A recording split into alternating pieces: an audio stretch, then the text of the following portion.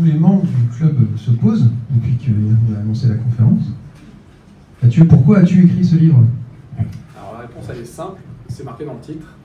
En fait, les élèves, quand ils arrivent, la première question que je leur pose, c'est tout le temps qu'est-ce qu'ils attendent de moi.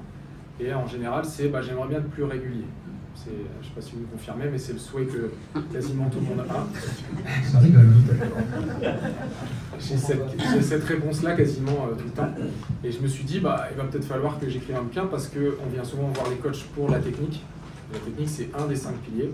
Et malheureusement, qu'avec la technique, on ne sera jamais régulier. Moi, j'ai couru après la technique pendant les 10 premières années de mon golf. Je suis devenu bon techniquement et j'étais très irrégulier.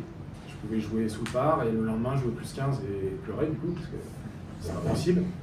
Et j'ai découvert le mental petit à petit, les gestions des émotions, qui a été le pilier le plus important pour moi par la suite. Et c'est celui-là qui m'a permis d'être complet. Je dis bien c'est celui-là pour moi parce que tout le monde peut, en fait c'est 5 piliers et si on a les 5 qui sont homogènes, on sera régulier. S'il y en a un qui n'est pas là, on ne sera pas régulier. Et donc moi le dernier que j'ai dû mettre en place c'était la gestion des émotions. C'est souvent le problème de la plupart des gens.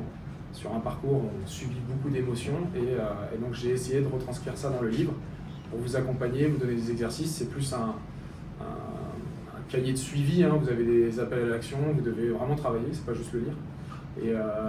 Et donc, grâce à ça, on peut devenir régulier si on arrive à dompter les 5 piliers du golf. Donc voilà pourquoi j'ai écrit un bouquin pour aider mes élèves.